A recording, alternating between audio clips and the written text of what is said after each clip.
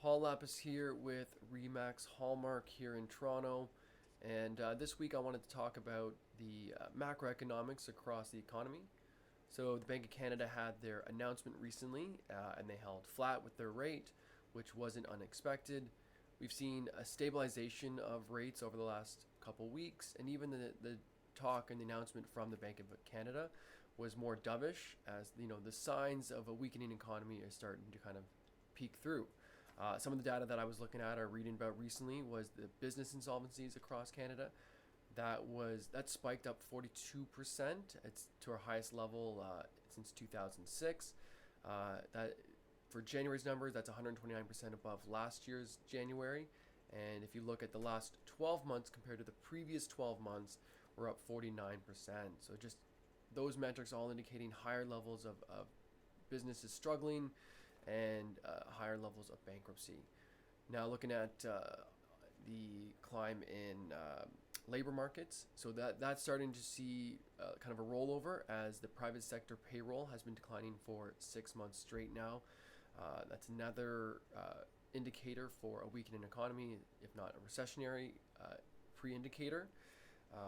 The last thing I was reading about is common. I heard a lot of talk about it. I'm reading a lot of different articles about the capita per GDP. So even though our real GDP is up for Q4 by 1%, that is as a result of or has been a result of our growing population. But if you were to look at real GDP on a per person or per capita basis, we've had 5 straight months of decline, or 5 straight quarters of decline.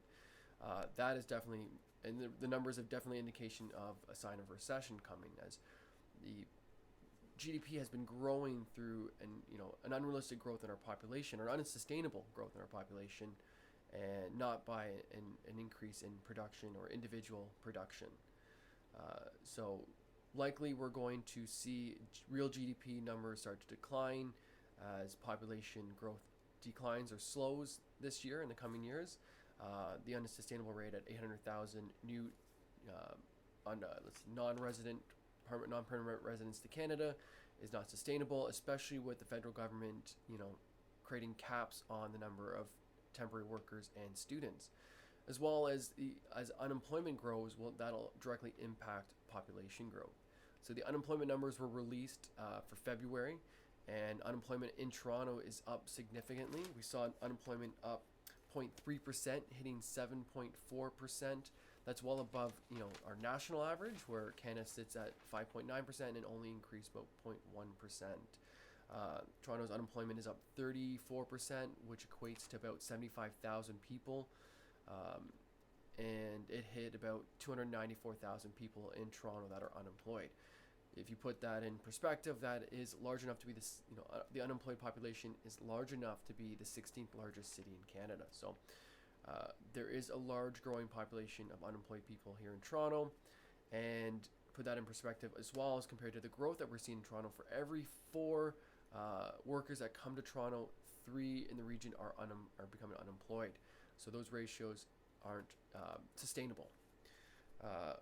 Now, what does this all mean in terms of for the Bank of Canada of interest rates? Well, the data is indicating that the Bank of Canada will have to drop rates soon. We're at unsustainable levels for the Canadian economy, and especially with inflation coming in at 2.8%, well below the expectation. It's likely that we're going to see these rate drops sooner than later by the Bank of Canada. The Federal Reserve also had their announcement recently, and their dot plots indicate 3 drops this year, or 3 rate changes, and likely the Bank of Canada will follow suit or be lockstep with the Federal Reserve.